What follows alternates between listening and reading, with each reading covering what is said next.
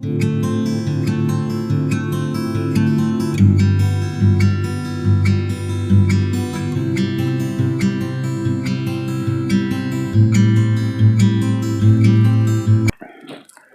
Morning बच्चे लोग, कैसे हो आप लोग। मैं हूं सौरभ और आज हम पढ़ेंगे फिज़िक्स के हमारे कुछ टॉपिक के बारे में।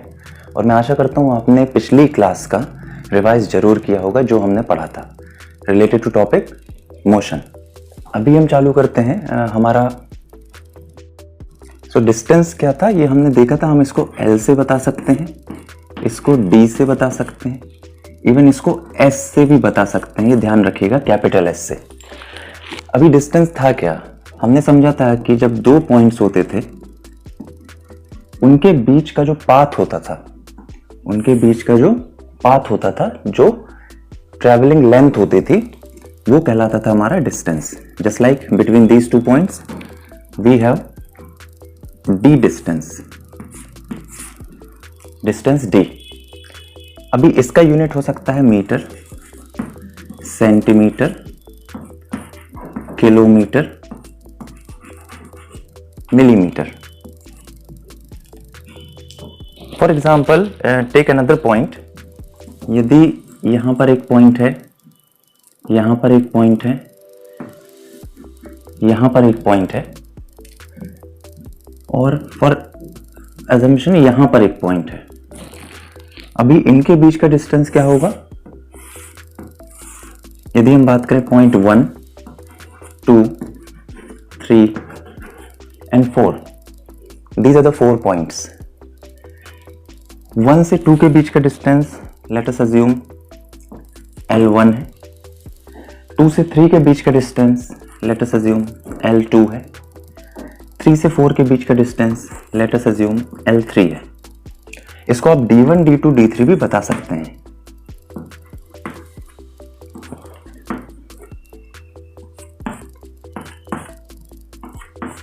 So either you represent them by L1, L2, L3 और D1, D2, D3।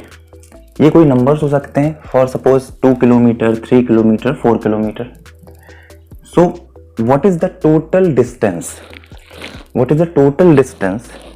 So here the total distance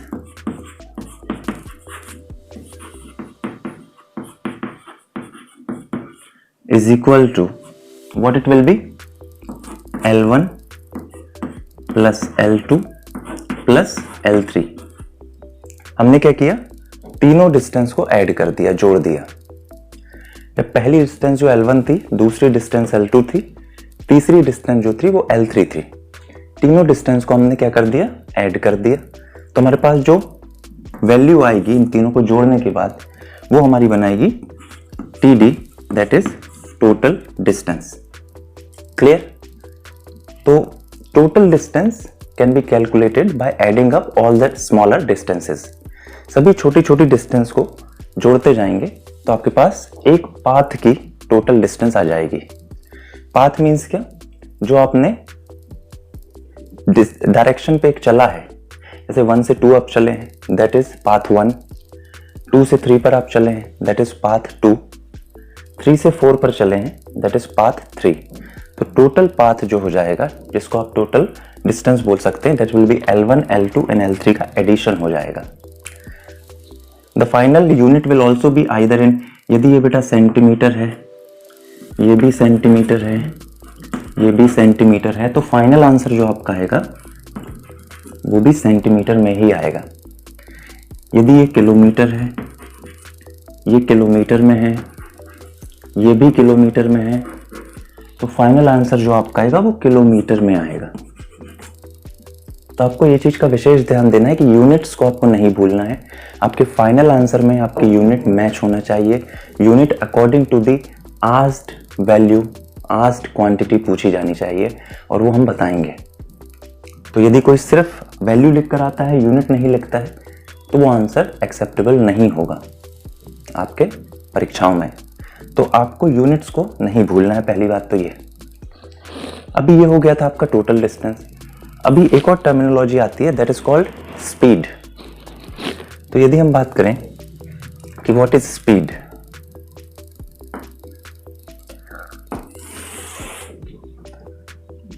यहां हम जैसे देखते हैं स्पीड,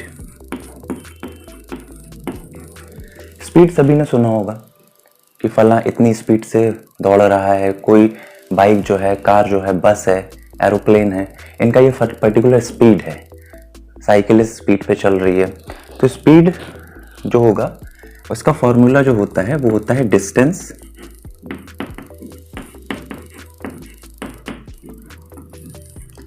डिवाइड बाय टाइम।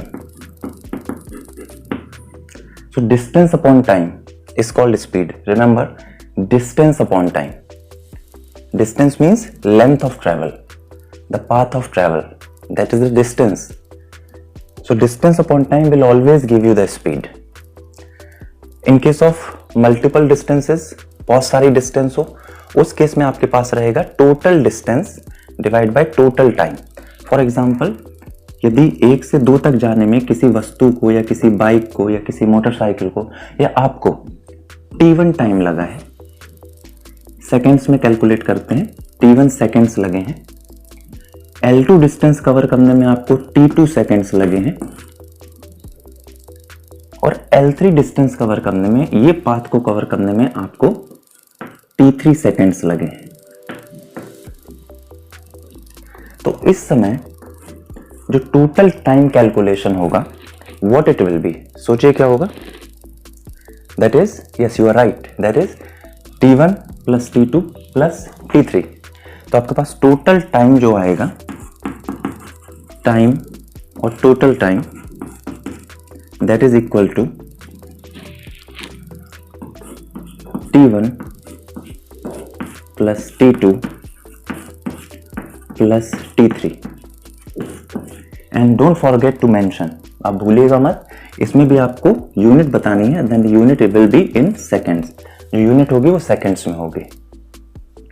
तो आप देख सकते हैं, यदि हमें स्पीड पता करनी है इस पूरे पाथ के लिए, कि एक बॉडी जो है, एक कार है फॉर एग्जाम्पल, यहाँ पर एक कार है, वो चलती है, फिर वो यहाँ पहुँचती है, फिर वो यहाँ आती है, वो यहाँ पहुँचती है। तो एक व्हीकल है, ओके। ये व्हीकल फर्स्ट पॉइंट से सेकंड पॉइंट तक पहुंचता है, इसका नाम अपन दे देते हैं P। इस समय ये L1 डिस्टेंस कवर करता है T1 सेकंड में, फिर यहां से आगे बढ़ता है। अब ये L2 डिस्टेंस कवर करता है कितने सेकंड्स में, T2 सेकंड्स में। फिर ये 3 से आगे बढ़ता है भैया 4 की तरफ,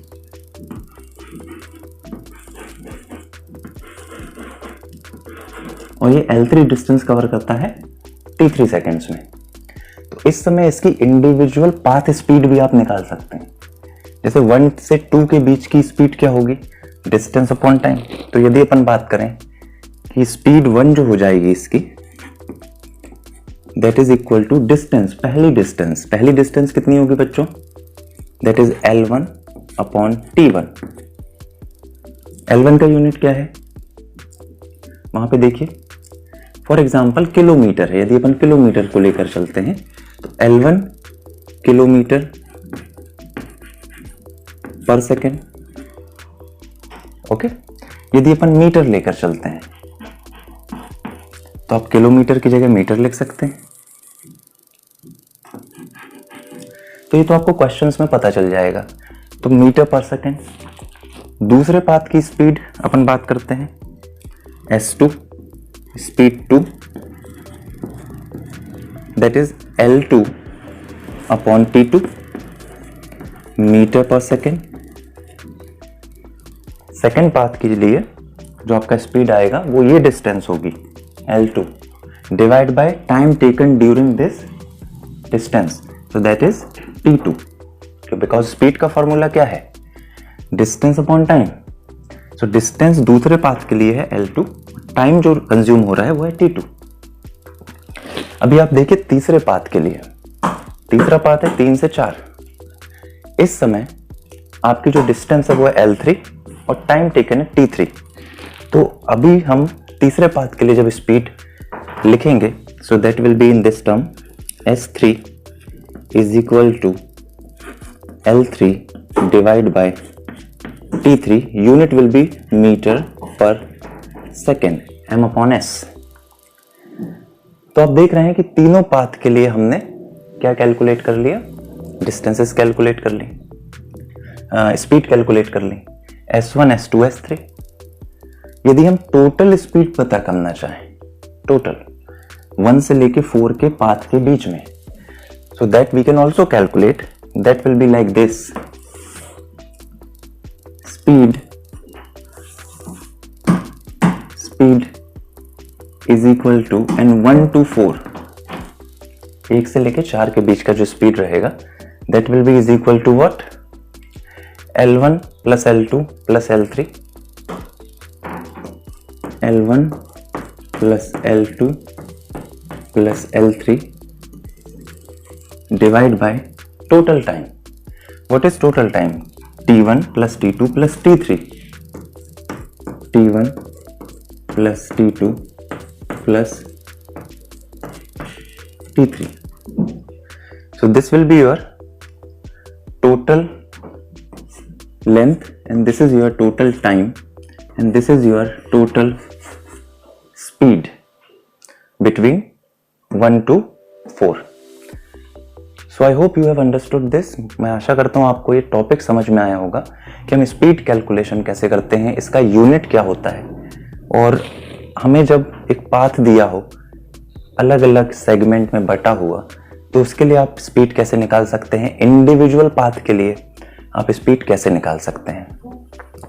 तो बच्चों पहले तो ये आप स्क्रीनशॉट ले लें, क्योंकि एक इंपॉर्टेंट टॉपिक है स्पीड कैलकुलेशंस का।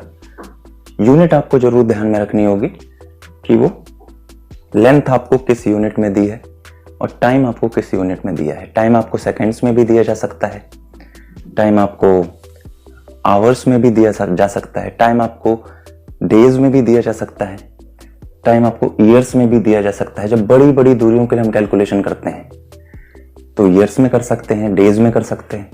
कि फॉर एग्जांपल कोई जो यान है, कोई अंतरिक्ष यान है, वो यहाँ से मंगल ग्रह तक जा रहा है, तो सेकंड्स में तो पहुंचेगा नहीं, उस समय उसको क्या लगेगा, दिन लग सकते हैं, महीने लग सकते हैं। तो टाइम की यूनिट डेज भी हो सकती है, मंथ्स भी हो सकती है, ईयर्स भी हो सकती है, लाइट ईयर्स भी हो सकती है। पर अभी आपको ये ध्यान रखना है कि यहाँ पर हमें जो छोटी यूनिट्स मिलती हैं वो होती हैं सेंटीमीटर, मिलीमीटर, किलोमीटर, और टाइम की जो छोटी यूनिट होती है वो होती है सेकेंड। तो पढ़ाई तो करना है और काफ़ी अच्छे से करना पड़ेगी, क्योंकि यही सब कॉन्सेप्ट आपका फ्यूचर बनाएंगे। फिजिक्स सब्जेक्ट जो है वो जो मैथ साइंस बच्चे लेंगे, इंजीनियरिंग करेंगे, IITs में जाएंगे, फिजिक्स बहुत इंपॉर्टेंट है बेटा। Physics is the base of science, क्योंकि यहाँ से ही आपको ज़्यादातर जो एलिमेंट्स हैं जो हमारी दुनिया में आपको फिजिकली व्यू होते हैं, चाहे गाड़ियाँ चल रही हों, पंखा चल रहा हो, आपके टॉयज चल रहे हों, घड़ी जो आपकी वॉच होती है, रिस्ट वॉच, वॉल क्लॉक होती है, उसकी सुई चल रही हो, रेलगाड़ी चल रही हो, जहाज चल रहा हो, इवन एक बंदूक की जो गोली निकलती है, बुलेट, वो भी एक फिजिकल एलिमेंट है जो हम देख सकते हैं। मशीनें काम कर रही हैं, गियर बॉक्स में काम हो रहा है, गियर्स घूम रहे हैं, क्रिकेटर शॉट मारता है तो बॉल जाती है। आपने देखा भी होगा, आपने देखा होगा कि जब मैच चलता है, बॉलर बॉल करता है, वहां पर आपको एक स्पीड पता चलती है, 143 किलोमीटर पर आवर या 93 माइल्स पर आवर। ये स्पीड कैलकुलेशन सब कैसे हो रहे हैं? अपने यहाँ से इसरो यान भेजता है, मंगल तक कब पहुंचेगा, कितना एस्टिमेटेड टाइम होगा, ये सब कैसे पता चल रहा है? ये calculations of distance, time measurement के हो कैसे रहे हैं? यही सब कॉन्सेप्ट हैं, फिजिक्स के कॉन्सेप्ट्स हैं। तो फिजिक्स एक ऐसा सब्जेक्ट है जो इट इज क्वाइट इंटरेस्टिंग, और आपको पढ़ाई बहुत जोरदार करनी होगी। फिजिक्स के कॉन्सेप्ट बहुत अच्छे से आपको जमाने होंगे अपने दिमाग के अंदर, क्योंकि जब आप ये पढ़ेंगे, अच्छे से पढ़ेंगे, अच्छे वीडियोस देखेंगे, तो इंटरेस्ट डेवलप होगा और वहां से आपको आगे बढ़ने का एक रास्ता मिलेगा। तो आज की क्लास में इतना ही रखते हैं बच्चों। स्पीड का टॉपिक हमने कवर किया है, that is speed, it is based on distance upon time ratio. एक अनुपात होता है डिस्टेंस का और टाइम का, और इस पे बेस्ड न्यूमेरिकल हम आने वाली क्लास में करेंगे, जिस पे हम स्पीड कैलकुलेशंस करेंगे और वेलोसिटी भी समझेंगे कि वेलोसिटी वेव क्या होता है। Okay, so thank you so much for watching my video, और आपका बहुत बहुत शुक्रिया कि आपने मेरे पिछले वीडियो को लाइक दिए और चैनल को सब्सक्राइब किया। जिन्होंने अभी भी नहीं किया वो कर लीजिएगा, ताकि आपको अच्छे अच्छे वीडियो एकेडमिक्स पे मिलते रहें। मैं अपने इंग्लिश के वीडियोस भी निकालूंगा, ग्रामर पे, टेंसेस पर और पार्ट्स ऑफ स्पीच पर, वो भी ज़रूर देखिएगा। कुछ मोटिवेशन वीडियोस भी मैं चैनल पे डालूंगा, वो भी ज़रूर देखिए। यदि आपको पसंद आते हैं लाइक करिए, शेयर करिए, सब्सक्राइब करिए चैनल को। जिन्होंने नहीं किया है वो तुरंत करिए, ताकि आपको इसका बेनिफिट मिल सके मेरे चैनल का। So thank you so much, have a good day, see you in our next class. तब तक के लिए बाय बाय।